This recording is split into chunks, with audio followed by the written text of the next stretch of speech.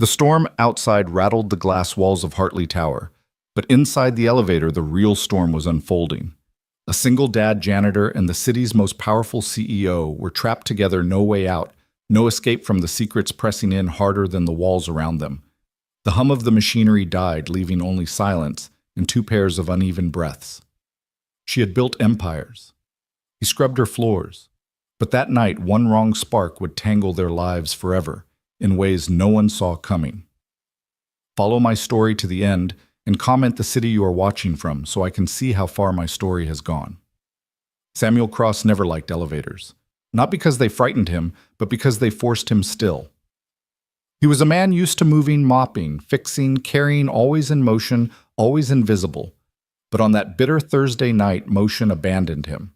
The elevator between the 20th and 21st floors shuddered, coughed, and froze, pitching him against the brass railing.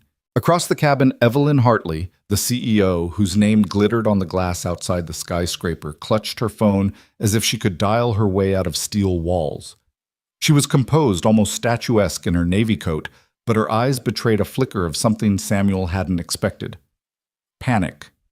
He braced himself, knelt near the panel, and pried it open with the screwdriver he always carried in his back pocket. "It's dead," he muttered. His voice was gravel, the tone of someone who'd seen machines fail before. "Excuse me." Evelyn's voice cracked like ice, sharp and dismissive. "Don't touch it. Building security will handle this." Samuel gave a dry laugh. "Lady Security's drinking bad coffee 3 floors down. By the time they figure this out, we'll be breathing recycled air for hours.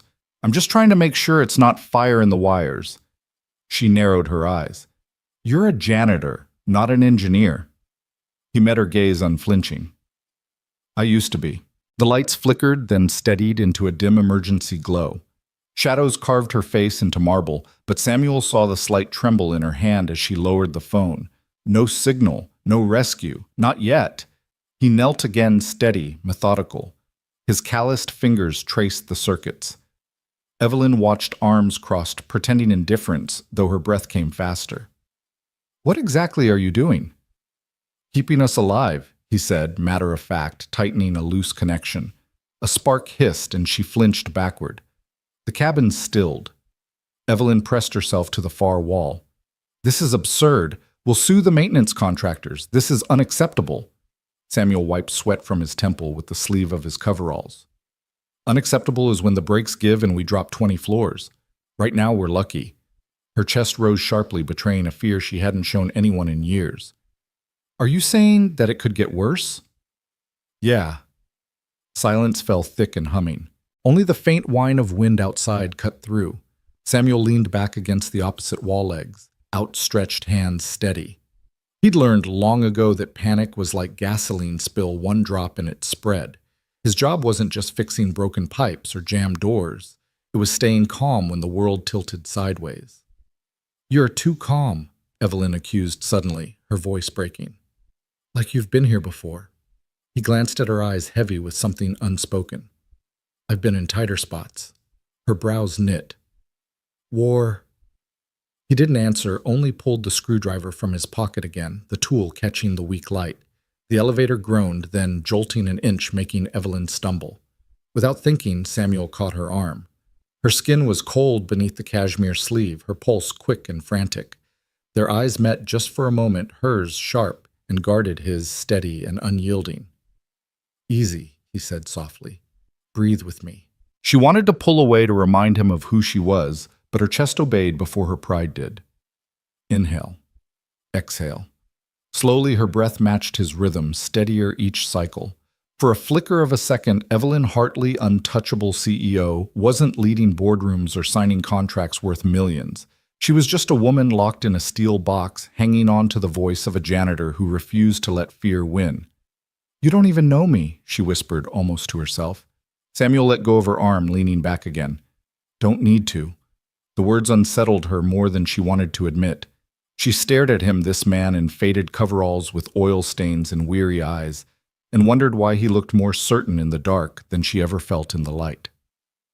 Minutes passed, the silence broken only by the hum of dead machinery and the beat of two hearts unwilling to confess their fear. Somewhere far above the storm-rattled windows, but here, trapped between floors, two worlds collided in the quiet. Neither of them knew it yet, but the night would not end when the doors opened. It would only begin. The elevator finally shuddered awake with a violent clank, then lurched upward half a floor before the emergency brake slammed it still again. The jolt threw Evelyn forward, and Samuel's arm shot out instinctively, bracing her against his chest before she collided with the steel wall. She stiffened immediately, yanking herself free. "Don't touch me," she hissed, adjusting the lapel of her coat as though smoothing fabric could erase what just happened. Samuel said nothing. He simply leaned toward the panel again, listening to the faint clicks within the machinery. His silence wasn't submissive, it was practical. He knew her type: proud, polished, allergic to vulnerability. But he also knew fear when he heard it. "Looks like the override stuck," he muttered more to himself than her. "And what does that mean?" Evelyn snapped. "It means we're not getting out without help." "But—" He tapped the breaker with his screwdriver, then tilted his head toward the ceiling hatch. "If I can reach the emergency release, I might get us onto the landing." Her lips parted, incredulous. "You're not climbing through the ceiling like some action movie character. That's insane." Samuel shrugged, his voice calm as if they were discussing the weather. "Crazy keeps us breathing." The cabin creaked ominously as though to punctuate his words. Evelyn clutched the brass rail knuckles white. For years she had ruled skyscrapers without flinching. But here in this suspended box, her empire meant nothing. "Fine," she spat. "Do it. Just don't kill us in the process." Samuel dragged a crate from the corner, stood on it, and pushed at the hatch. Dust rained down as the panel scraped open. Cold air whistled through, sharp with oil and steel. He hoisted himself up, muscles straining, before glancing back down at her. "Give me your hand." Her brows shot up. "Absolutely not." "Suit yourself," he said, hauling himself into the shaft. But after a heartbeat of hesitation, she lifted her manicured hand. He gripped it firmly, pulling her up with surprising gentleness until she knelt beside him on the narrow ledge. The shaft yawned around them, dark, echoing, endless. Evelyn's pulse hammered in her throat. She hated being this close to danger, hated more that her life depended on someone she barely acknowledged in daylight. "Don't look down," Samuel said quietly. "Eyes on me." For a terrifying 5 minutes, they crawled across steel beams until they reached the maintenance ladder. Samuel went first, guiding her hands to each rung. She trembled, shoes slipping once, but his grip steadied her without hesitation. At last, he pushed open the landing door, ushering her into the dim hallway. Evelyn staggered onto solid ground, her heels clicking wildly against the tile. She inhaled deeply, chest heaving, the taste of freedom almost bitter. She turned to Samuel, ready perhaps to offer something like gratitude. But before she could speak, a voice barked from behind. "Cross." A tall, lean man in a company blazer strode down the hall. Mr. Vernon, head of building operations, eyes sharp as knives. He looked Samuel over with disdain, then flicked his gaze toward Evelyn. "What the hell were you doing in there?" "You know, protocol says wait for emergency crews." Samuel straightened, jaw tight. She was panicking. The brakes were slipping. "I did what I had to." Vernon sneered. "You're a janitor, not a hero. Next time you risk liability for this company, you'll be out on the street." Evelyn froze. She could feel Vernon's expectation that she'd not agree, dismiss this man like dust under her shoe. That was what CEOs did. That was the order of things. Her pride battled with something else. An image of Samuel's steady eyes in the dark, guiding her breath, catching her when she stumbled. She opened her mouth, then closed it again, her throat dry. Samuel didn't wait for her. He simply lowered his gaze, muttered, "Yes, sir," and walked away. Evelyn watched his back retreat down the corridor, coveralls smudged with grease, posture heavy but unbroken. A strange pang tugged at her chest, something uncomfortably close to guilt. That night, Samuel returned to his tiny apartment on the south side. His daughter Lily ran into his arms, her hair smelling faintly of crayons and peanut butter. She tugged him to the table where a piece of paper waited. "Daddy, I drew this for you." The drawing showed a tall man holding the hand of a little girl, both smiling inside a box with ropes pulling upward. Above, she had written in shaky letters, "My dad is a hero." Samuel stared at it, throat tightening. He thought of Vernon's words. He thought of Evelyn's silence. He thought of how the world measured men like him not by courage, but by the dirt under their nails. He knelt, pulling Lily close. "Thanks, sweetheart. That means more than you know." Lily grinned, her small arms wrapping around his neck. Samuel closed his eyes, clinging to the only truth that mattered here. At least he was seen. And though Evelyn Hartley hadn't thanked him, he knew she had felt it too. The unspoken proof that sometimes the ones no one notices are the ones who hold the world steady when it shakes. The morning sun glazed Hartley Tower in gold, but Evelyn Hartley felt none of its warmth. From her penthouse office, the city looked like a chessboard she controlled, yet her thoughts snagged on the night before the elevator. The dark, the janitor's voice steady against her panic. She had hated how much she'd needed him, hated more that she hadn't said thank you. Instead, she sat across from Dr. Mason, her therapist of 6 years. The room was soft, with muted lamps, shelves of books, and the faint smell of cedar. Evelyn's blazer hung open, her posture stiff as she tried to mask the tremor still caught in her chest. "You keep rubbing your wrist," Dr. Mason said gently, noting the way her fingers circled the spot where Samuel had steadied her. "Tell me why." Evelyn hesitated, then exhaled sharply. "Because I lost control. Because a janitor had to hold me up. Do you understand what that means for me?" Dr. Mason tilted her head. "It means you're human." "No." Evelyn snapped the word, slicing the air. Then softer. "It means I was weak." The silence that followed pressed heavy. Evelyn finally whispered, "He reminded me of Mara." Dr. Mason leaned forward. Your daughter, Evelyn, closed her eyes. The way he spoke, the calm. It felt like for 1 second someone carried me. I haven't let anyone carry me since I lost her. Her voice cracked and she bit her lip hard enough to taste blood. And I hated him for it.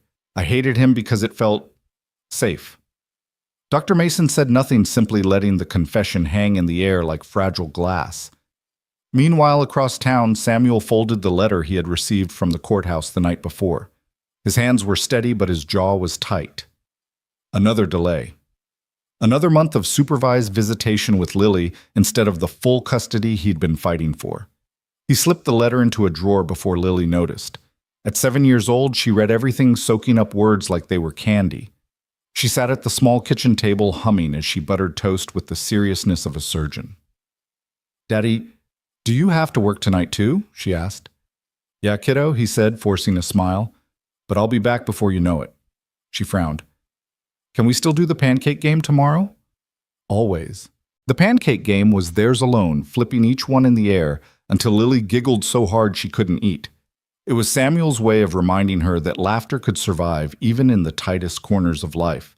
When he tucked her in that night, Lily reached under her pillow and pulled out the drawing she had made. "I'm keeping it here," she said proudly. "So every time I wake up, I remember, you're my hero." Samuel kissed her forehead, his throat thick. "Sleep tight, Peanut." Later, alone in the dim apartment, he let himself read the court's words again.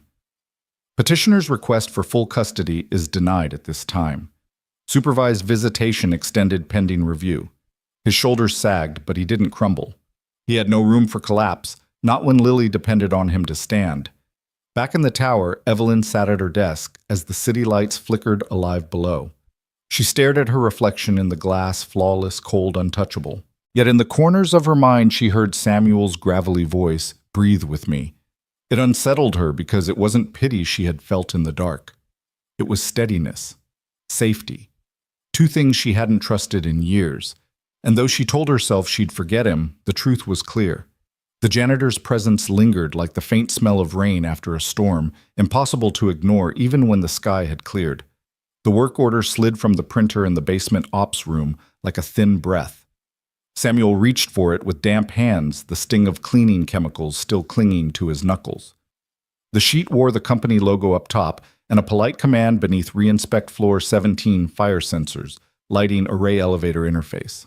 There was no signature, no initials. Just a red stamp note in the corner, restricted access. Restricted meant the floors that had been mothballed when budgets got tight, or tragedies made memory inconvenient. It meant areas where even rumor kept its voice down. Samuel frowned. reached for his keycard and felt that familiar tug in his chest, the quiet question that always came when a machine asked for a second chance. The service elevator hummed obediently to 16. Samuel hopped off, took the stairs for the last flight, and stood at a steel door with a badge reader that looked like it hadn't been blinked at in years. Dust filmed the glass slot. Someone had taped a strip of paper beside it long ago and written a single word in block letters, "Hold." The tape had yellowed, peeling at the edges. He swiped his badge. Nothing. He swiped again this time, angling the plastic like a pick. A beat. A reluctant chirp, the lock clacking with the tired grace of old hinges. Floor 17 inhaled when the door swung open. Not a draft, more like the sigh of a room remembering company. Drop cloths draped shapes into ghosts. A plastic fern had petrified in its pot, the green gone to brittle ash. Boxes labeled events and linen slouched against the wall as if ashamed of their posture. A charity poster from 2 winters back smiled toward an empty elevator lobby. A corner had curled up like a hand that wanted to wave. Samuel's boots left clean ovals on the dust. He set his toolbox down and listened. That was his first rule up here, or anywhere the lights forgot people's names. Listen before you touch things. Buildings talk if you don't bully them. This one creaked a little, but it wasn't the language of hazard. It was the slow, dignified stretch of a place that had stayed still too long. The elevator doors at the far end sat shut, the indicator dark. When he pressed his palm to the seam, the metal felt cool, as if whatever had happened here had left the air 1 degree colder. He knelt at a junction panel on the corridor wall, loosened the faceplate screws, and peered at the wiring with his flashlight. Whoever had mothballed the floor had done the bare minimum kill, the feed sticker the panel walk away. The emergency battery wore a date that made Samuel laugh under his breath. "You're a calendar with ambition," he told it, unhooking the leads. He set the dead unit beside his knee and pulled a new one from the padded sleeve in his box. Cross.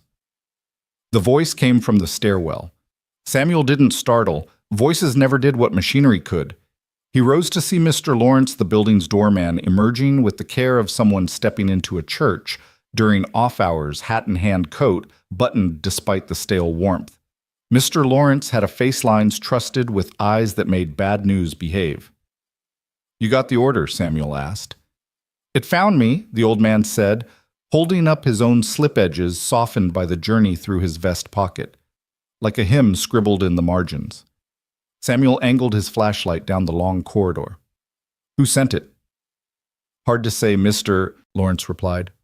"Hardly matters. The floor's been asking to be seen." He took in the draped furniture, the slumped boxes, the shut elevator. "You ever notice how some rooms keep the weight of what they've witnessed?" Samuel had. "I hear it in the rails." Mr. Lawrence nodded. It meant more coming from a man who listened to doors for a living. He walked to the elevator and touched the seam the way you touch a friend's shoulder at a funeral. They shuttered this level after, well, he let the word trail away the way people did when they thought respect meant silence. Folks said it was prudence. Maybe it was. But sometimes we lock our memories in a closet and call that caution. "An accident?" Samuel asked, careful with the question. Mr. Lawrence's jaw worked, then gentled. "A winter. A day when the city looked like sugar and scraped like salt. A car faulted. The rest belongs to a family's grief. You fix things, Mr. Cross. You don't pry them open before they're ready." Samuel kept his eyes on the panel. He'd built a life on not asking for diagrams of other people's pain. Copy. They stood like that a moment, the quiet, not uncomfortable. Samuel replaced the battery, tightened the leads, and flipped a small test switch. The green diode blinked to life brighter than the rest of the floor. He labeled the battery bracket with the date and a quick note in black marker. "Replace before it fails." "You always leave breadcrumbs," Mr. Lawrence said, amused. "Had a foreman once who said the future version of you is some poor stranger you shouldn't punish." Samuel replied. I listened. He moved to the fire sensor beneath the soffit. The sensor head wore the fur of months, maybe years. He popped it free, blew out a puff of ancient dust, and reseated it until the tiny LED winked ready.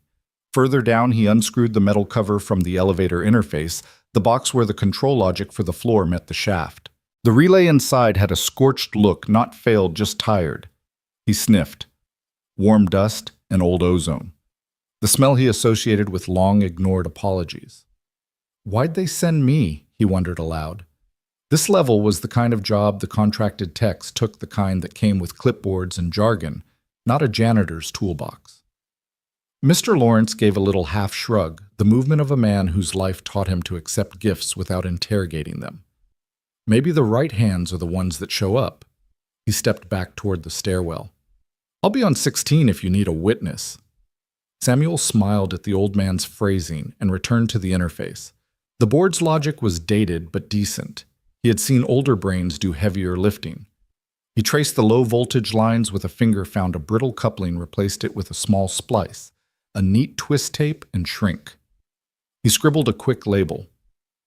Check here first. Not to be clever. To be kind. When he reattached the cover, the corridor found its own pulse. The fluorescents hummed to life in a line, one after another, like a confession made in stages. The air seemed to warm. He took a step back and tried an old, half-embarrassing habit. He talked to the elevator as if it were a horse spooked by thunder. All right, he said. Tell me what you need. Sometimes they did. Sometimes the call button wore a memory. He pressed it.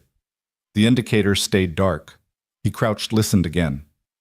Far above the whisper of counterweights, below the patient thrum of machinery waiting to be invited, he popped the cover on the call button and found oxidation dulling the contacts. A little emery cloth, a little alcohol. The metal gleamed again, showed him its face. He pressed. The button gave a clean click, and a slim red ring lit, as if relieved to be understood. A moment later, the faintest breeze slipped from the door seam, the breath of a car moving toward them in a shaft. He imagined the cabin gliding down through the dark past floors, where people had not set foot in years past, stories stored on hangars. He imagined it listening the way he did for the difference between fear and readiness. While he waited, he walked the corridor. The charity poster that had smiled at nobody listed a winter gala. He'd mopped outside that ballroom once, catching a flash of Evelyn Hartley's dress in the revolving door, emerald silk trailing like a new sentence. Different night, different floor. He let the thought pass. He had no business putting her here in his head on this quiet landing. Still, the chill along his arms told him some rooms kept the shape of our losses even when we stopped tracing them. The elevator arrived. The doors stayed shut, but the seam carried sound, a soft chime, too clinical, the aftertaste of hospitals. Samuel winced. We can do better than that, he murmured, imagining a tone that fell home instead of keeping people on edge. He placed his palm against the metal again, and for no reason he could explain thought of Lily, how she counted when she was scared, how she drew boxes and filled them with light. You up to code, Mr. Cross? He turned. Mr. Lawrence had returned, hat-tipped, a smile hiding work. With him came another presence, quieter but denser, the kind that altered air pressure. Evelyn Hartley stepped through the stairwell doorway like a woman visiting a closed room in a museum she funded but never toured, coat-belted, chin-up eyes scanning as if to prove the place had nothing she hadn't already calculated. She stopped. The calculation faltered. Ms. Hartley, Samuel said, straightening without meaning to. He was suddenly aware of the smudge near his cuff, the scuffed toe of his boot. Her gaze landed on him. The flicker there and gone was surprise, of course. The janitor on a floor where janitors didn't roam. But then something else crossed her face, a ripple she controlled fast. She nodded to Mr. Lawrence. You two always find the rooms that nobody else hears. Rooms talk louder when they've been shut too long, the old man said soft. We came to listen. Evelyn faced the elevator doors but didn't go near them. Her hands remained tucked into the pockets of her coat, an engineer's hands with a CFO's restraint. Who sent the order? She asked, not looking at Samuel yet. Came from Ops, he said. Reinspect sensors lighting interface. No name. She accepted that with a small, humorless half-smile that said she knew things rarely signed themselves. Her eyes moved over the covered furniture, the charity poster, the stretch of dust broken by his boot prints. She stopped at the new battery, blinking in the panel at the neat Sharpied label, replace before it fails. Something in her posture lowered a fraction, as if the sentence nudged a rib she'd been holding tight for years. Why a 17? Samuel asked, gentler than any protocol required. He didn't mean why the order, he meant why the air felt like history. Evelyn's gaze slid to Mr. Lawrence. The doorman didn't speak. She studied the seam of the doors the same way a person studies a scar they tell themselves doesn't matter anymore. Then she lifted her chin. Because some rooms deserve to rest, and some don't. It wasn't an answer. It was a boundary. Samuel heard both. He wasn't a man who wrestled answers from other people's throats. He closed his toolbox and cleared the space in front of the elevator with easy, efficient motions. Interface relays on its last polite request, he said. I can nurse it, but it needs a replacement before we ask this car to behave like it believes us. Fire sensors are live. Lights will stop flickering if we stop insulting them with the ballast that belongs in a museum.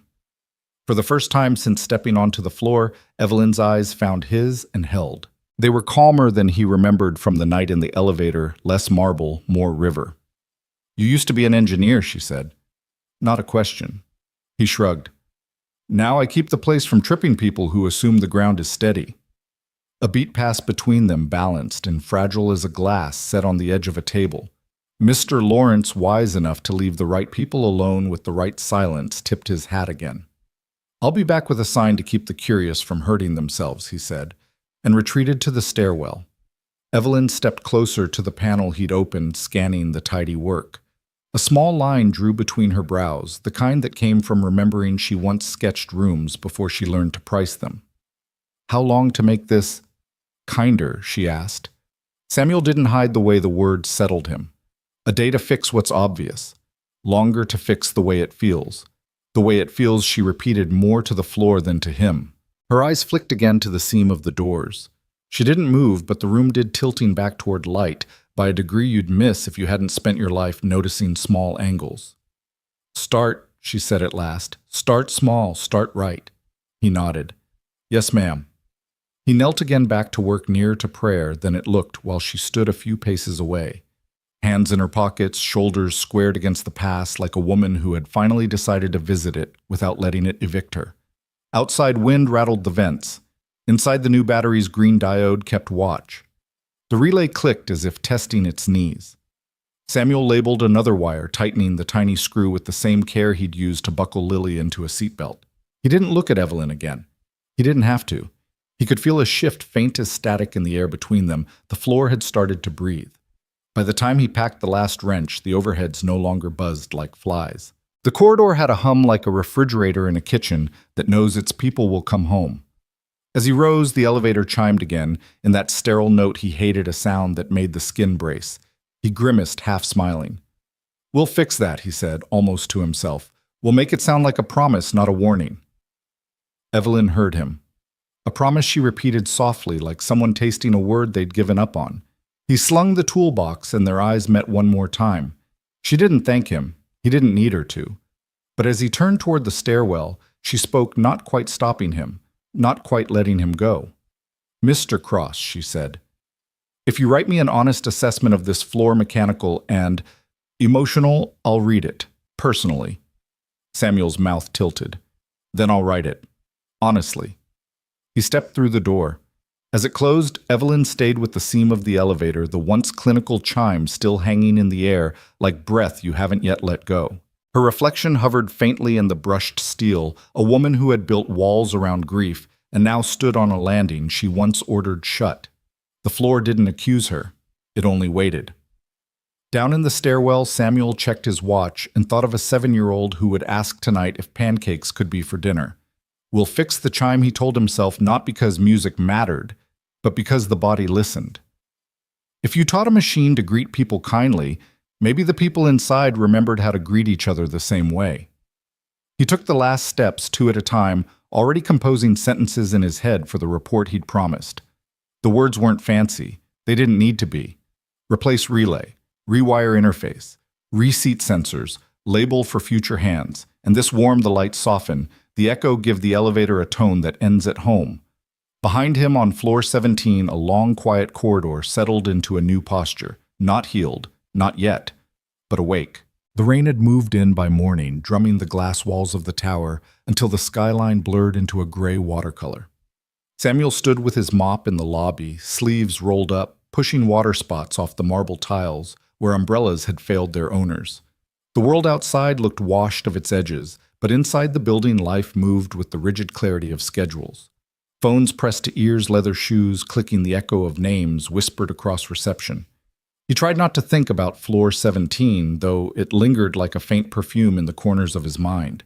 The blinking green diode, Evelyn's gaze at the elevator seemed the way the word promise had sat on her tongue. Samuel had written his report the night before at his kitchen table, while Lily colored beside him. She'd asked why he was frowning at his notebook instead of smiling at her rainbow horse. He had smiled then and told her sometimes buildings needed a bedtime story too. The letter was folded in his breast pocket now, waiting for the chance to hand it over. But CEOs didn't exactly wait in line at the janitor's station. "Morning, Sam." It was Carlos from security dropping a paper cup of coffee on the counter with a grin. "Storm's got folks cranky, half of them yelling at me like I ordered the weather myself." Samuel chuckled, slid the mop aside, and sipped. "Burnt thin but hot, the kind of gift you thanked anyway." "They ever thank you when the sun's out?" Carlos barked a laugh. "Brother, they don't even see me when the sun's out." Before Samuel could answer, the elevator bell chimed the usual polite note, not the sterile one that haunted floor 17. The doors opened on Evelyn Hartley. She looked different in daylight. No emerald silk, no ballroom glow, just a storm-colored trench coat, heels damp from the street hair pulled back into a braid that seemed too personal for corporate hours. Still, people parted around her as though the rain itself obeyed her stride. Ms. Hartley, Carlos murmured, straightening. Samuel gave the smallest nod, but her eyes landed on him anyway. "Mr. Cross," she said evenly, as if testing how his name felt in public air. "Do you have it?" Samuel's hand moved to his pocket. "Yes, ma'am. Walk with me," she instructed. No hesitation, no glance to see if he'd comply. The rhythm of someone used to being followed. He shot Carlos a look. The guard grinned and waggled his brows. "Good luck, brother." Samuel caught up with her across the lobby, adjusting his stride to match the sharp cadence of her heels. She led him into an empty conference room, all glass walls and polished wood. Rain streaked the windows in trembling lines. "May I?" he asked, holding out the folded report. She took it, set it flat on the table, and smoothed it open with one hand. Her eyes scanned quickly the way people who live in contracts do. She didn't flinch at the technical notes. Replace relay, rewire interface, reseat sensors. But when she reached the last line, her posture shifted almost imperceptibly. Warm the lights, soften the echo. Give the elevator a tone that ends at home. Her eyes flicked up. "You wrote this." "Yes, this last part. This isn't protocol." "No, ma'am. But it's truth." She considered him, then tapped the paper with her finger. "Do you know why I closed that floor?" He shook his head. "I can guess. But guessing doesn't make it mine to know." For the first time, her composure cracked into something human. "My brother died there. Elevator fault. Mechanical, they said. I saw it as betrayal. I shut the floor, swore it would never hold another meeting, another party, another careless hour." She looked back at the paper. "Your words. They feel like reopening a wound." Samuel swallowed, or starting to clean it. Silence filled the glass box of a room heavy with the sound of rain. Evelyn folded the paper again carefully, as though the creases mattered. She slipped it into her coat pocket. "You'll fix it." Quietly. "No contractors, no committees, just you." Samuel blinked. Ma'am, that's not my job." "It is now," she replied.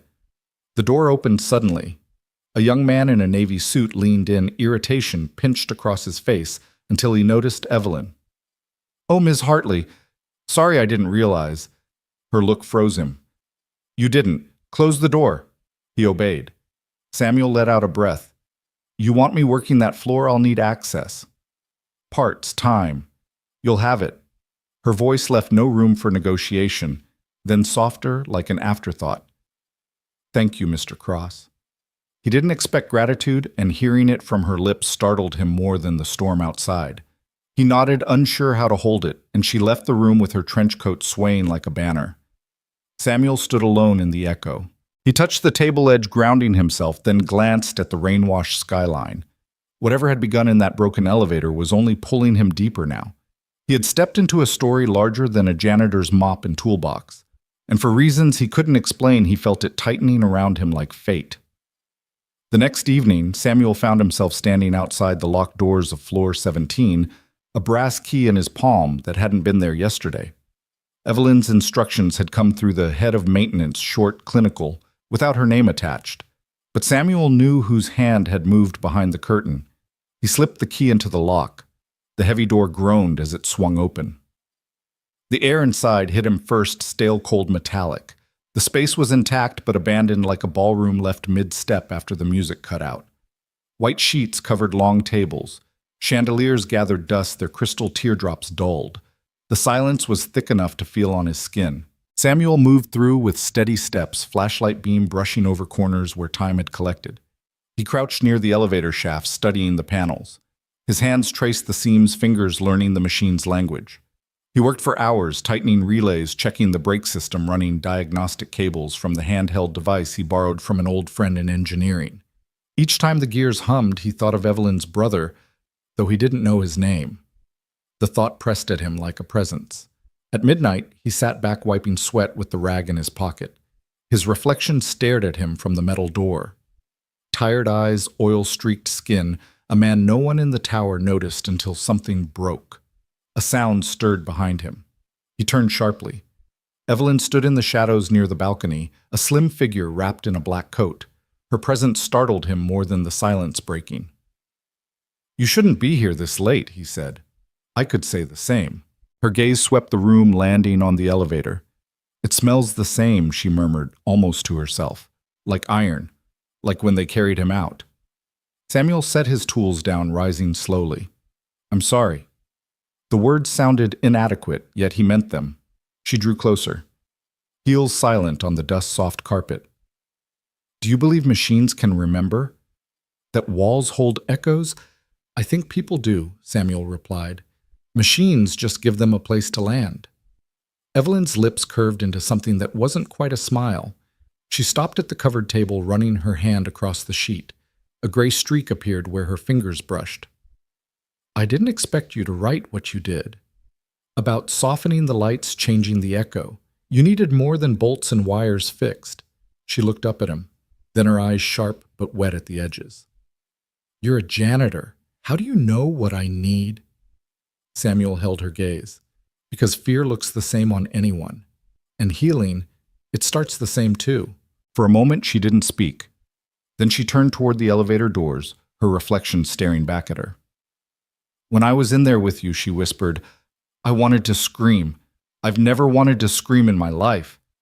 And you," she paused, voice catching, "you told me to breathe."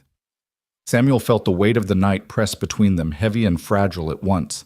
He reached for his toolbox, breaking the moment. "I'll get this working. Safely. But you might need to decide whether you want it open again."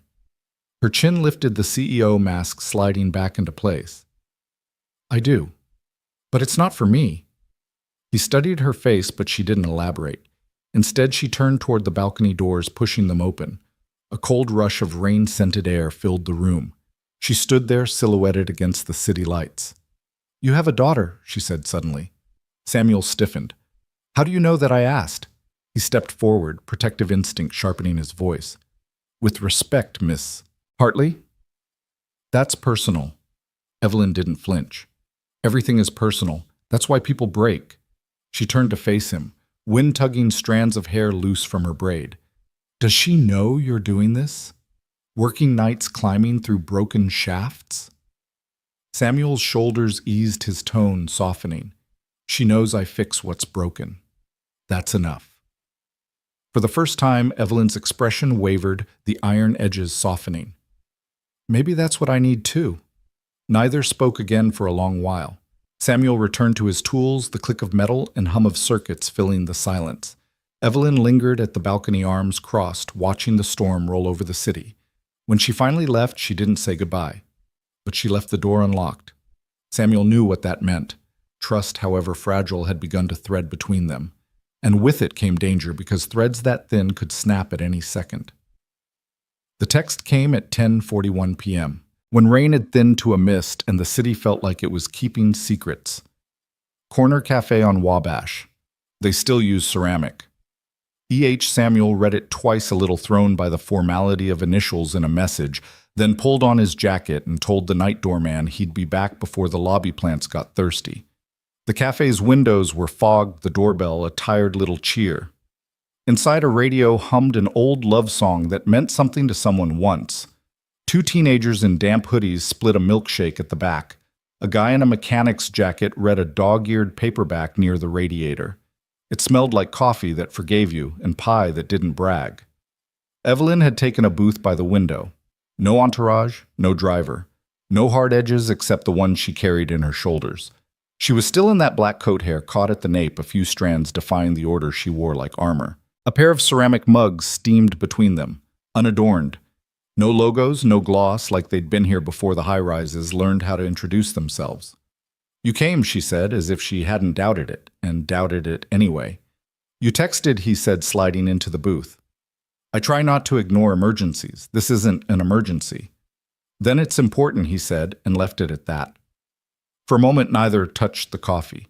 Outside, a bus hissed past a wet ribbon of sound. Evelyn stared at her hands like she was deciding whether to put something fragile into them. When she finally spoke, her voice had none of the tempered glass from the boardroom. It was human and a little out of practice. 5 winters ago, she said, I stopped letting anyone help me. I told myself I was becoming efficient. She glanced up, checking his face for judgment and finding none. There was a blizzard. Everything closed. My husband was out of town negotiating a deal I can't even remember.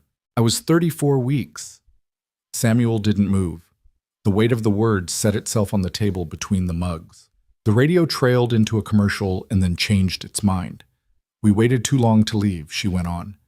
The hospital was 20 minutes away in any sane universe. That night it was an hour, and we didn't have an hour. She swallowed her throat, working like it had practiced refusing this story. Her name was Mara. I named her before they told me not to. I still said it. I say it now so the world remembers she brought a name into it. Samuel's hand tightened around his mug until the heat finally registered. I'm sorry, he said, quiet words worn smooth by use and meant anyway. No one should have to hold a storm and a clock at the same time. Evelyn huffed a sound that wanted to be a laugh and didn't make it. Do you know what I did after I did what I'm good at? I built a spreadsheet out of air. If I could control inputs, maybe grief would obey a formula. I made rules for breathing. I made rules for sleeping. If a feeling arrived without an appointment, I fired it. She took a careful sip of coffee, like she needed to prove to herself her hands could still lift and lower. And then, last night in that elevator, I couldn't fire fear. I tried. It stayed. That annoyed me. The corner of her mouth twitched. You annoyed me, because you made it smaller. I don't know how to make anything smaller, Samuel said. I just try to give it a corner to sit in while we do the next thing. The next thing, she repeated, tasting the simplicity. She sat back, studying him as if there were footnotes on his face. Why were you so calm? Samuel looked past her at the window where droplets crawled down like someone trying to read a sentence upside down. I used to fix machines for a living. The ones that pretended they were unforgivable. They weren't. They just needed someone to name their parts. Then I had Lily, and the court decided the best way to measure love was paperwork and predictability. Turns out the way to stay calm is to choose one thing at a time, even when 10 are shouting. You have her how often, Evelyn asked, not as a CEO sizing a liability, but as a woman measuring what a man has to carry. Right now, supervised visits. He said the words flat like steel. They say they're protecting kids from chaos. I say I'm the man who shows up with lunch and a bag and a plan for homework. Judge says, come back with more proof. Your life doesn't tilt when a paycheck does. He shrugged. So I work the tower and a second shift when I can. I shave sleep instead of corners. She was quiet long enough for the waitress to arrive with 2 plates without being asked, 1 apple pie, 1 cherry. The waitress, a woman with inked roses on her forearm, and the expression of a person who has decided kindness is a policy set down forks, and murmured, You both look like you could use true sugar, then retreated before either of them could pretend they weren't staying. Evelyn let the steam from the cherry pie fog her lenses for a heartbeat, and then took them off, folded them onto the vinyl like a truce. You make it sound simple, she said.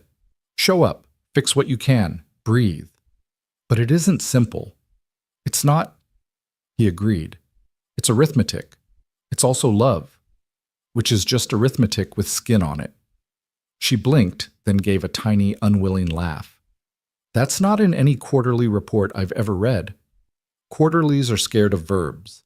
They ate in a small, companionable silence, the kind that is rare enough to feel like weather. Every now and then the doorbell rang and a gust of night gossip slipped in, then shut. A woman in a Cubs cap asked for extra napkins. A delivery guy counted tips near the register, lips moving. Somewhere a dishwasher sang under his breath something Spanish and steady. Evelyn set her fork down. When I closed floor 17, I told myself it was policy. I used that word the way a child uses a blanket. But policy didn't bring him back. It just kept me from hearing the building breathe. Her eyes lifted. Last night, when you said the chime should end like home, I heard the first piece of an apology I might actually be able to say. Samuel studied the coffee stain ring on the napkin between them. The body keeps score. So do rooms. If we change the score, people stop bracing. And you, she asked, a softness in the question he hadn't heard from her before. Do you ever stop bracing when Lily falls asleep before the end of a story, he said. When she laughs so hard at a pancake in the air, she forgets it's supposed to land. When she calls me from her mom's house just to tell me the moon looks like a nickel. Evelyn looked away sharply. He pretended not to see her eyes shine. She rolled the word nickel between her teeth like she might adopt it later privately. Mara would have been 4, she said. She would have hated cherry pie. She would have asked for ice cream on the apple and then refused to eat it when it melted, and I would have pretended to be stern and then ordered another scoop. There's still time to be that kind of stern, he said. It just might be for someone else. Or for a room. A room, she echoed, and floor 17 walked into the booth and sat down with them. She traced a small circle into the moisture on the window, an absent-minded habit that looked like someone drawing a door. The waitress drifted back with refills. I like this table, she said lightly. It looks like y'all are telling each other the true things. Trying, Samuel said. Good, she nodded. Truth leaves better tips. She winked and moved on. Evelyn watched her go. Do you know the most infuriating part, she said. I've spent years wanting to be the kind of person whose feelings don't get a vote. Tonight, I find myself wanting to be believed when I do have one. Then say the small one that fits this room, he said. Leave the big ones for the rooms that promise to hold them. She held his gaze. I'm tired. That's a real feeling. I'm also angry, she added the words, tasting like admission. Not at you, at myself, at a city that shuts doors and calls it safety, at a company that can write a condolence letter and forget how to listen. Anger's just energy looking for a wrench, Samuel said. Give it a job. What job would you give mine, she asked. He thought of the sign Lily had once made for their apartment door. Block letters, proud and uneven. Welcome isn't heavy to carry. Start with one room that behaves the way people deserve, he said. Prove it. Then watch language change. Language, she murmured, thinking like the architect she had been before she became a spreadsheet. We changed no access to deferred renovation to make ourselves feel noble. Maybe it's time to be plain. Bridge the suits and shoes, that's a good sentence. He smiled. Feels like it knows where to stand. She wiped a thumb at the corner of her eye, surprised to find a tear had dared. She looked at it on her skin like it was a note from a stranger, then flicked it away gentle. You annoy me less, she said. Progress? He deadpanned. Don't get used to it. They smiled the small, crooked kind that people wear when their faces are learning a new muscle. The rain eased. The window cleared enough to show a slice of Wabash glimmering like a coin no one had thought to pick up. Tell me something true you haven't said out loud, she challenged, leaning back, testing the booth for comfort and finding some. Samuel's eyes went to his hand scar on the knuckle from a warehouse pallet, a burn near the wrist from a distracted kettle. I'm scared the judge will decide to make me reliable by making me invisible, he said. That the best version of me they'll accept is the one who never needs help from anyone with a nicer chair. Evelyn breathed in like someone about to dive, and then chose a different kind of courage. I'm scared I'll keep using promotions as medication, she said, and find out I cured the symptom and kept the disease. The radio found another old song. The teenagers in the corner argued about whether to split a second milkshake. The guy in the mechanic's jacket stood left, $1.02 beneath his cup, and tipped his head at Samuel, the way men sometimes do when they recognize the shape of each other's days. "Do you ever pray?" Evelyn asked, not to accuse, but as if the question had walked to her on its own. "I work," he said. "Some people call that praying with your hands." "Does it answer?" "Sometimes a door opens," he said. "Sometimes it stays closed and I learn a different route." She nodded, trying that on for size. "If I asked you to walk a different route with me, hypothetically, would you believe me?" "Depends," he said, "on whether the route has room for a kid who thinks pancakes can be currency." A laugh broke free of her, unguarded, almost startled. Heads turned from the counter. She let the sound happen, then shook her head as if embarrassed by music she hadn't ordered. "I haven't laughed in a cafe in a very long time," she said, voice steadying. "It feels rash. Feels alive." They finished the pie, coffee cooled to honesty.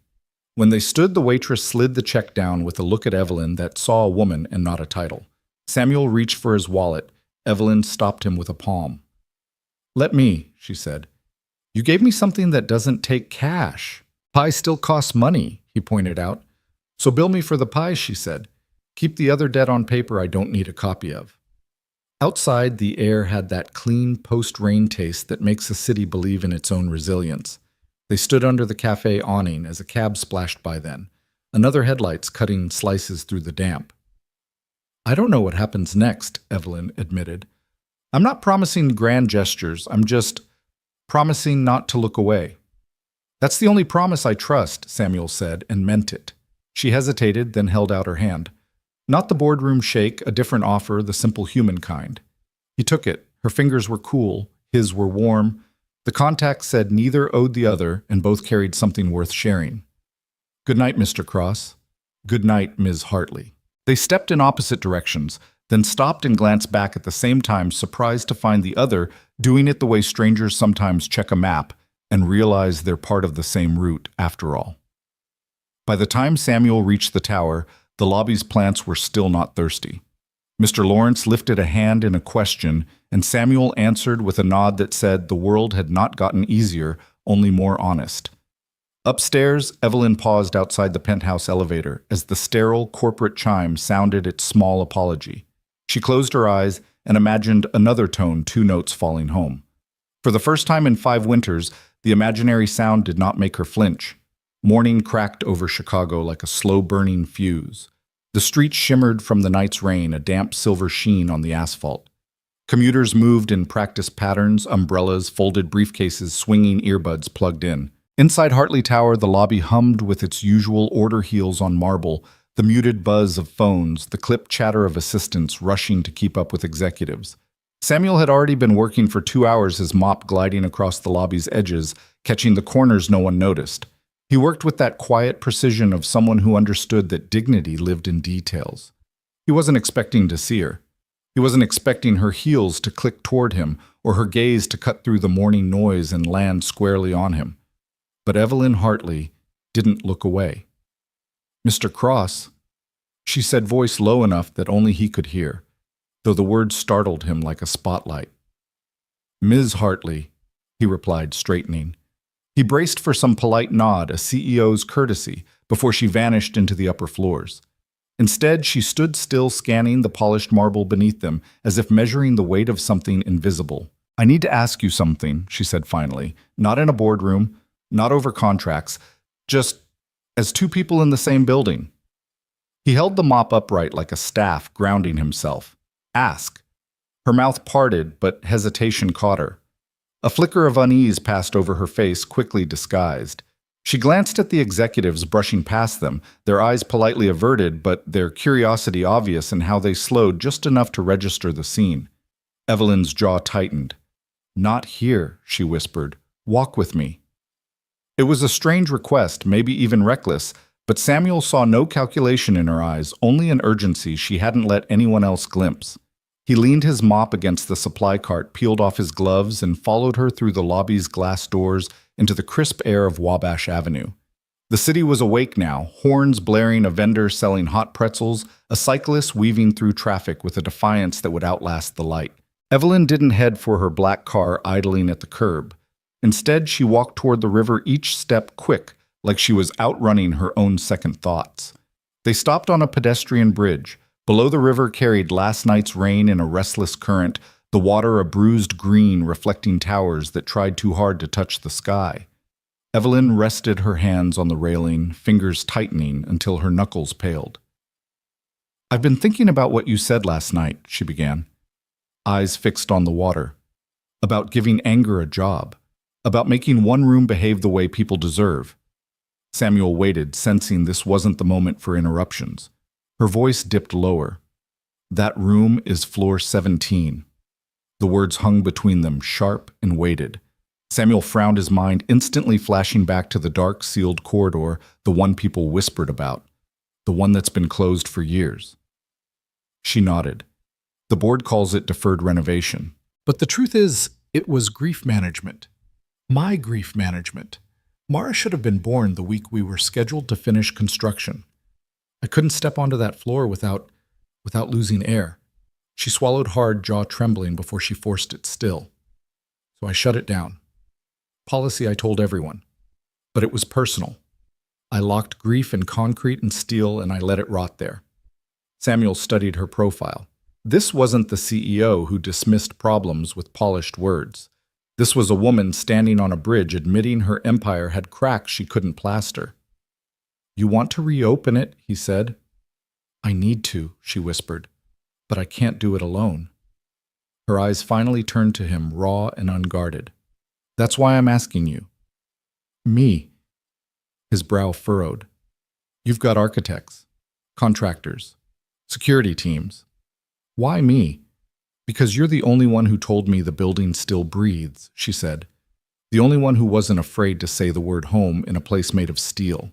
You see what's alive in these walls, not just what's broken." She hesitated. "And maybe you're the only one I'd believe." Her confession landed heavy, not because it flattered him, but because it asked for something he hadn't expected to be asked again: trust. He leaned on the railing, watching the water churn below. "If we open that floor, it won't just be paint and wiring," he warned. "It'll be ghosts. Yours. Maybe mine, too." "Then don't let me turn away," she said, voice barely audible. "If I falter, make me face it. I need someone who won't let policy win this time."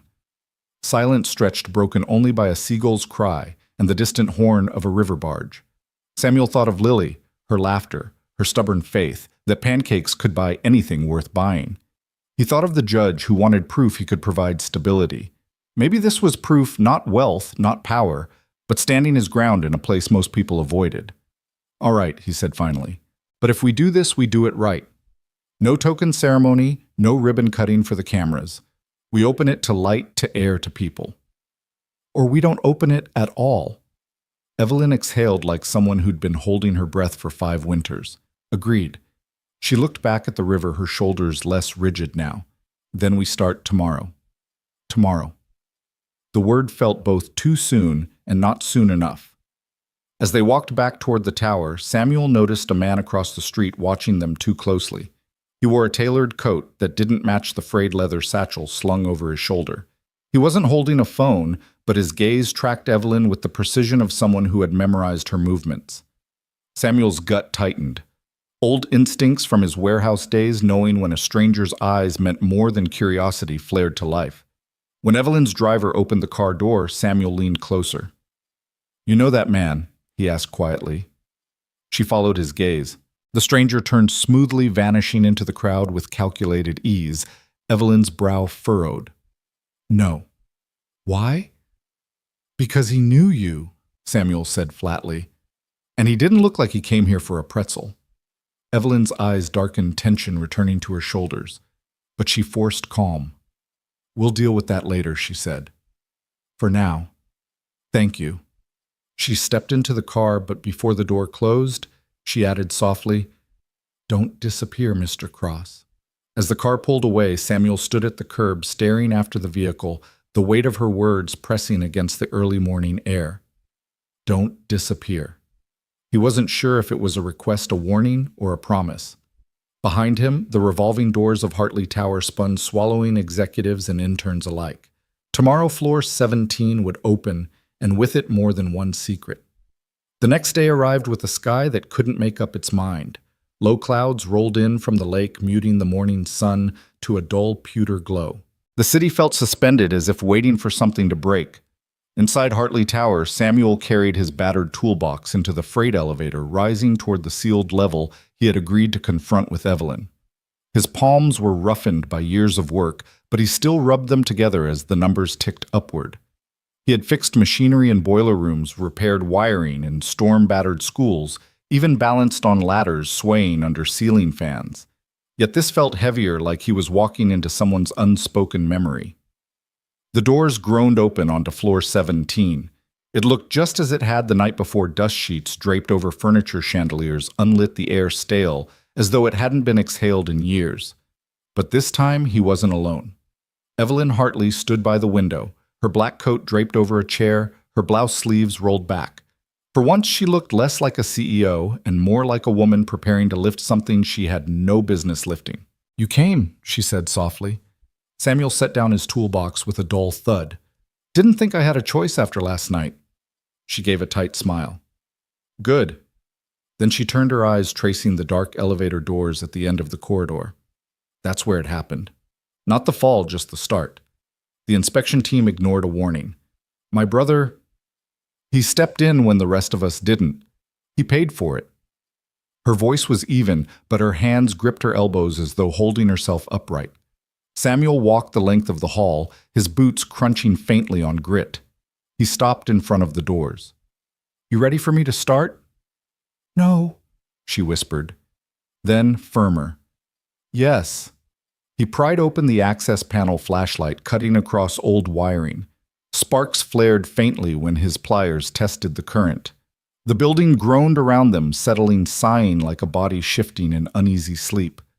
While Samuel worked, Evelyn paced. Her heels clicked and stopped, clicked and stopped. She hovered near the balcony, then returned to the elevator as if the floor itself pushed her in restless circles. Finally, she broke the silence. "I used to think grief was private, that if I kept it hidden long enough, it would wither. But it didn't. It grew roots spread into the walls. Sometimes I hear it at night humming in the pipes." Samuel didn't look up from the wiring. "It doesn't go away by hiding it. You gotta give it air, otherwise it rots." Her gaze lingered on him. "Is that what you did?" The question cut deeper than she knew. Samuel thought of late nights when the house was too quiet, of Lily asking why Mom didn't come back, of his own silence, because he had no answer. "Tried to," he muttered. Evelyn studied him like she might study a contract, looking for the hidden clause. "And did it work?"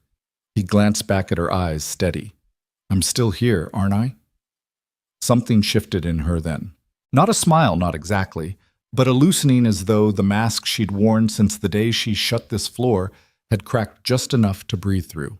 Suddenly a noise echoed from the stairwell. Samuel froze. Evelyn stiffened. It wasn't the hum of building staff. It was heavier, deliberate. Samuel set his tools down and moved toward the sound. "Stay here." The stairwell door creaked. A man stepped through, broad-shouldered coat collar, raised high eyes sharp beneath the brim of a cap. Samuel recognized him instantly, the same figure he'd seen watching from the street yesterday. "What do you want?" Samuel demanded. The man's gaze flicked to Evelyn, then back to Samuel. His voice was cool, practiced. "Miss Hartley, you've been warned not to stir ghosts best left buried." Evelyn's breath caught, but she steadied herself. "Who sent you?" The man didn't answer. He stepped closer. Samuel moved between them, his frame blocking the path. His instincts screamed this wasn't just some stalker or stray journalist. There was purpose in the way the man carried himself, trained precision in every step. "Back up," Samuel said, voice low, solid. The intruder tilted his head, studying Samuel as if reassessing him. "You're just a janitor." Samuel's jaw tightened. "Try me." For a beat, tension stretched taut in the dusty air. Then the man smirked faintly, as if filing away a note. He turned, slipped back through the stairwell, and the door shut behind him with a hollow clang. Evelyn exhaled, shoulders slumping. What was that? Samuel stared at the door, every muscle still taut. "A warning," he said flatly. "But not for you alone." Her eyes searched his. then for who he bent to gather his tools, but his voice carried enough weight to leave no doubt. For anyone who doesn't want this floor opened. For the first time since her brother's death, Evelyn Hartley realized this wasn't just about grief or healing. Something larger had been buried with the concrete, and Samuel Cross Janitor and single father had just stepped into the middle of it. The stairwell door's echo lingered long after the intruder vanished, reverberating through the empty floor like a threat stitched into steel. Evelyn's breathing was shallow, her hand gripping the back of a chair to steady herself. Samuel stood rigid, shoulders squared, eyes fixed on the place where the stranger had disappeared. "You think he'll be back?" she asked quietly. Samuel didn't answer right away. He'd seen that kind of presence before, calm, confident, the kind of man who didn't bluff because he didn't need to. "Yeah," he said finally. "And next time he won't just be walking through." Evelyn closed her eyes for a second, pulling herself together. When she opened them, the steel returned, though her hands still trembled. "We can't stop. Not now." Samuel turned to her, incredulous. "You just had someone walk in here and threaten you. That's not normal office politics. I've lived in boardrooms long enough to know when someone's pulling strings," she said. "This," she gestured toward the stairwell, toward the unfinished walls, "isn't about ghosts anymore. It's about control. Someone doesn't want this floor open, and that means we need to find out why." Samuel crossed his arms, studying her. "And you're still willing to risk it?" Her gaze hardened, and in that moment he saw the CEO. The world recognized the woman who stared down investors who made Fortune 500 companies sweat across mahogany tables. "I'm not letting someone else dictate what parts of this building I get to breathe in. Not again." He almost smiled despite himself. "Guess we're opening a can of worms. Then let's be ready for the bite," she shot back. They spent the next hour combing through the floor. Samuel pried open utility closets, testing wires and pipes, while Evelyn sifted through old construction binders left behind in a forgotten office. Dust filled the air, catching in the dim light like fragments of time refusing to settle. At one point, Samuel found a stack of abandoned crates tucked behind a partition wall. He dragged one into the open and forced the lid off. Inside were reams of stamped documents, permits, inspection records, half-completed signatures. Evelyn flipped through them, her eyes narrowing. "These inspections were falsified," she murmured, "every one of them signed off by someone who hadn't set foot on the site. They pushed it through so fast no one asked questions." "Why rush it?" Samuel asked, leaning over her shoulder. Evelyn pulled out a single file thinner than the rest. A contract. Her family's company had been in negotiations with an outside firm during that time, one tied to infrastructure projects overseas. "Because delays would have cost millions," she whispered. "They needed it finished, even if it meant cutting corners." "My brother—" He caught it. He raised the red flag. "And then the accident," Samuel said grimly. She nodded, her lips pressed tight. "They buried it under grief and policy. They buried him with it." The silence that followed was thick. Samuel felt anger stir in his chest. Not the quick, blinding kind, but the kind that settled deep, fueling resolve. He had seen greed before, had seen how money made people blind to who got crushed in its path. Evelyn closed the file and met his eyes. Whoever that man was, he's protecting someone who doesn't want this uncovered, which means we're not just fighting memory, we're fighting people alive and powerful. Samuel set his jaw. "Then we don't let them win." Before she could respond, a faint noise pricked his ear. The stairwell again, but softer this time. He motioned for her to stay quiet. They pressed against the wall, listening. Footsteps, 2 sets now, maybe 3 descended, then faded away. Whoever had come wasn't entering the floor. Not yet. "They're watching," Samuel muttered. Evelyn's hand brushed her temple, stress flashing across her features. "What do we do?" He looked at her squarely. "We prepare. I'll make sure this floor is safe. Wiring locks the works. You dig through every file you can find. We'll figure out who benefits from keeping this shut down." Her nod was firm, though her eyes betrayed the weight pressing on her. "And if they come back, then they'll find I don't scare easy," Samuel said, voice like gravel. The tension softened just enough for Evelyn to almost smile. Almost. She gathered the documents into her bag, snapping it shut like sealing a vow. When they finally left the floor, Samuel carried his toolbox, but felt something heavier in his grip responsibility. Not just to Evelyn, but to the truth pulsing through those walls. In the lobby, Lily was waiting for him. She ran up with her backpack bouncing her braid, half unraveled from school. "Dad," she beamed, hugging his waist. Then her smile faltered when she spotted Evelyn emerging behind him. "Hi," Evelyn said gently, crouching down to Lily's level. "You must be Lily." Lily clutched Samuel's sleeve, cautious. "Who are you?" Evelyn hesitated, then answered simply. "A friend of your dad's." Samuel watched the two of them. His daughter's guarded eyes, Evelyn's attempt at warmth. The worlds colliding here felt impossible, yet somehow necessary. "We've got work to do," he told Lily, softly ruffling her hair. "But you'll be safe, I promise." She studied his face with the serious wisdom of a child who had already learned too much. "I trust you," she whispered. Those 3 words sank deeper than any threat the stranger had left behind. Because if he failed here, it wasn't just Evelyn's past at stake. It was Lily's future. And Samuel Cross wasn't about to let either one be stolen. That night the city glowed under scattered rain, the streets streaked with reflections of red and gold from neon signs. Samuel stood at his kitchen sink, sleeves rolled back, scrubbing the last of the dinner dishes. Lily had fallen asleep curled on the couch, with a book still open across her chest. He paused, watching her small chest rise and fall, her innocence shielded, at least for now, from the storm he could feel gathering. His phone buzzed against the counter. Unknown number. He wiped his hands and picked up. "You should stay out of this, Mr. Cross." A voice drawled, steady as stone. Samuel's spine stiffened. "Who is this?" A low chuckle. "You don't need to know me. Just know that what you're poking at has already buried better men. You've got a daughter, don't you?" Might be wise to remember that before playing hero. The line went dead. Samuel's grip tightened on the phone, his knuckles white.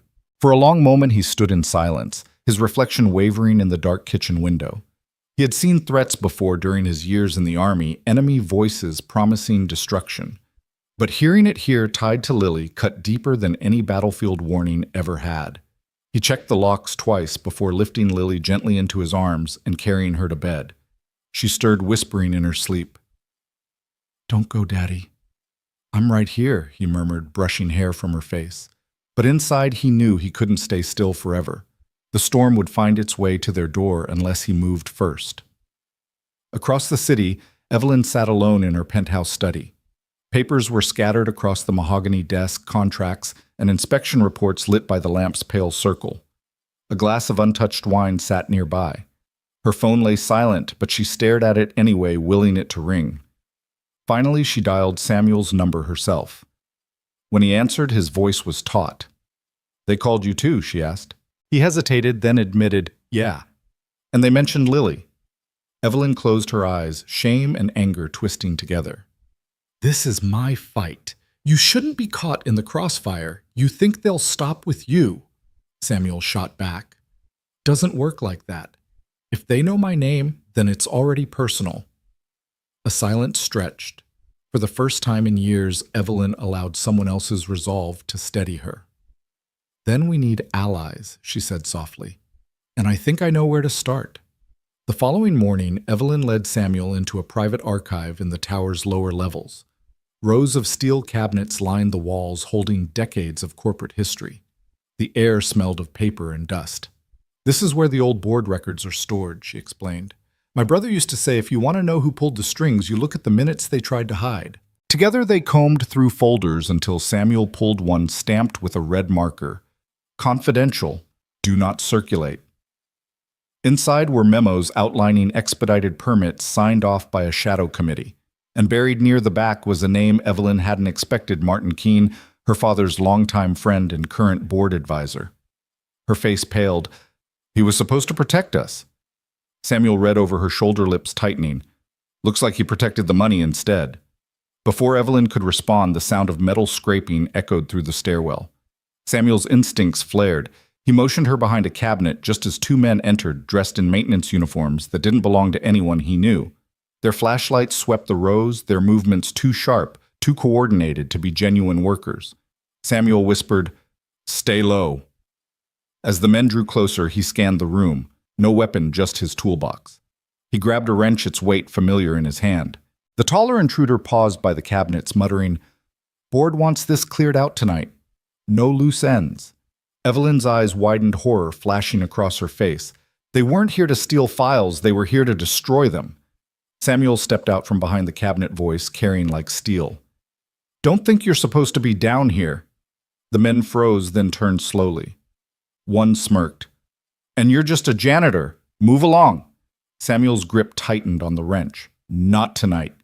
The intruders exchanged a glance before lunging.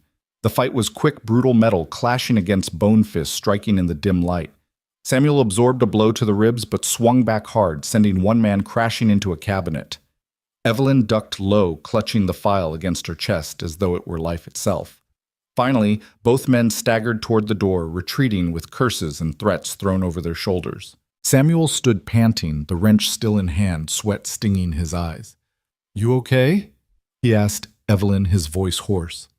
She nodded, though her hands trembled. They would have burned it all. He reached out, steadying her wrist the same way he had in the elevator. "Not while I'm here." In that moment, under the flickering light of the archive, something unspoken bridged the distance between them. Fear, yes, but also trust. Neither of them said it aloud, but both knew this was no longer about survival. This was war. Stormlight pooled over the city, like pewter poured and left to cool. Hartley Tower wore its morning armor, polished marble-clipped footsteps, the low electric purr of 100 decisions, while somewhere above the lobby, an old floor waited to be seen. Samuel was halfway down the service corridor when the sound found him. Not the usual cough and hum of the elevator machinery, something thinner, higher. A frightened note threaded through steel. He stopped, turned his head, listened the way a man learns to listen once he's carried a child through a fever night. There it was again.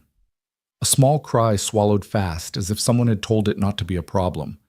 He was already moving toolbox, banging his thigh. The stairwell coughed up a draft of cool air that smelled like old dust and hot wires. He shouldered the door to floor 17 so hard it rattled in the frame, then stilled and let the building speak.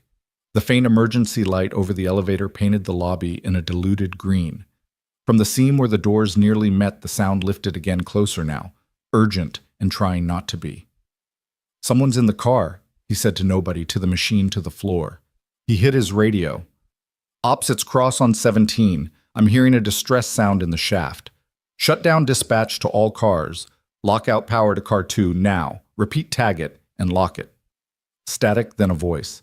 Baines from operations, breathless and already annoyed. "Cross, stay clear. Fire's on the way." "Lock it out," Samuel said, not yelling and somehow louder for it. "Do it now." A beat. Then the grudging thunk of relays dropping elsewhere in the building. The light over the car flickered and went steady. "Who's there?" Samuel asked, bending to the seam, letting his breath warm the cold metal. "You tell me your name. I'll bring you home." There was a shiver of sound, then a whisper right against the door. "Leo." "Hey, Leo," Samuel said gently. "I'm Samuel. I fix scared machines and the people they trap," Samuel finished softly, pressing his ear to the seam of the door. The voice inside was trembling, fragile as paper in the wind. "Are you stuck with someone, Leo?" A pause, then the faintest reply muffled by steel. My mom." Samuel's stomach tightened. He tapped the door with his knuckles, gentle, a steady beat, like a promise. "Good. She's not alone. Neither of you are." From inside came another sound, a woman's voice, low, commanding, but cracking at the edges. "Who's out there?" Samuel leaned in. "Name's Samuel Cross. Maintenance. I've got the car powered down. You're not moving anywhere. Just breathe for me." There was silence, then a sharp exhale. "Do you have a daughter?" she asked suddenly. Samuel blinked. "Yeah. Lily." Her voice softened, raw. "Then you know why I can't let my boys see me panic." He understood too well. His chest ached at the memory of nights he'd steadied Lily's hand in the dark, whispering that monsters couldn't get past locked doors.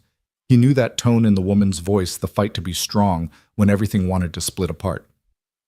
All right, he said firmly, sliding his toolbox open. The smell of oiled steel rose up sharp and grounding. Here's what's going to happen. I'm going to pry these doors just enough to get you air and eyes, then we figure our next step. Behind him, boots pounded the stairwell. Firefighters in gear burst through axes at the ready. Their captain barked, "We'll take it from here." But Samuel shook his head. Cars between floors, heavy tension on the cable. You cut wrong, you drop them both. Let me get the latch. Then you can rig a lift. The captain scowled, but Evelyn's voice cut through the metal brittle yet unyielding. Let him try, please. Samuel wedged his bar into the seam. Muscles burned as he levered steel, groaning in protest. Sweat rolled down his temple, dripping onto the cool floor. Finally, with a shriek, the doors parted just enough for a rush of stale air to escape. Through the gap, wide, frightened eyes blinked at him. A boy, no older than 8, clutching the hand of a woman in a tailored suit now damp with fear and heat. Strands of dark hair clung to her face. Even in the flickering light, Samuel recognized her Evelyn Hartley, CEO of the tower itself. Their gazes locked hers sharp with recognition and pride his steady with grit. For a moment, the titles didn't matter. It was just a man holding a door open and a woman clinging to her son. You're safe, Samuel said, voice rough with effort. And I'm not letting go. The boy pressed closer to his mother. Evelyn whispered back through the narrow gap. We believe you. The firefighters rigged their lines, working fast. But Samuel didn't move his hands wedged tight on the iron bearing weight no one else could see. His body was trembling, but his eyes never left Evelyn's. The tower creaked, groaned, as if deciding whether to betray them. Samuel gritted his teeth. Not today, he muttered more to himself than anyone else. And somehow in that dim shaft light, with strangers' lives hanging on his grip, he realized he wasn't just holding a door. He was holding the line against failure, against fear, against a world that had already tried to take too much from him. The shaft echoed with every scrape of metal, every strained groan of the cables above. Sweat blurred Samuel's vision, but he blinked it clear, refusing to release his grip on the steel. His muscles screamed, forearms trembling like coiled wire, yet his voice stayed calm, steady for the boy inside who was watching him like a lifeline.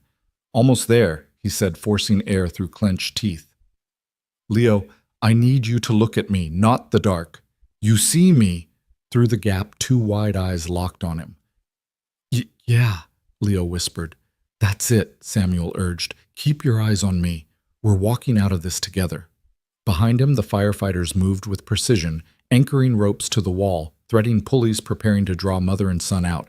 The captain crouched low, nodding at Samuel. Another 30 seconds. Just hold it. 30 seconds felt like 30 years. Inside the car, Evelyn gripped her son's shoulders, her composure cracking. She had weathered hostile takeovers, lawsuits, betrayals, but nothing rattled her like the sight of steel trembling against Samuel's arms, his whole frame taut with effort just to keep them alive. Why are you doing this? She whispered, her voice barely carrying. Samuel's eyes flicked to hers through the narrow opening. He could barely breathe, but the answer came simple and unshaken. Because someone has to. The ropes creaked as the first harness lowered into the car. The firefighters urged Evelyn to strap Leo in.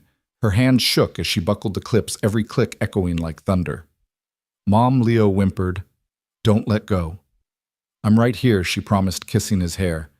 Her own tears threatened, but she swallowed them down, steadying her hands against his cheeks.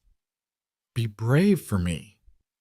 The harness lifted the boy's small form, rising slowly toward the gap. Samuel widened the doors by another inch, veins standing out like cords on his neck. The steel shrieked in protest, but he roared back, pouring everything into one last pull.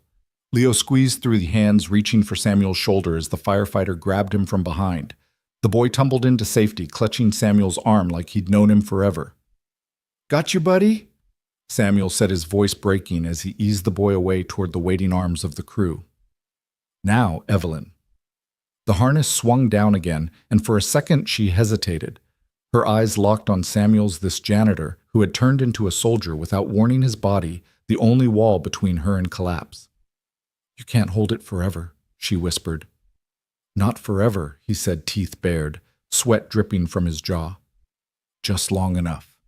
She nodded, swallowed the last of her fear, and let the harness take her. The firefighters pulled the rope, screeched, and Samuel forced the doors open wider still. Her fingers brushed his for a fleeting heartbeat as she passed through the touch electric charged with gratitude and something else neither of them dared to name. Then she was out. Safe.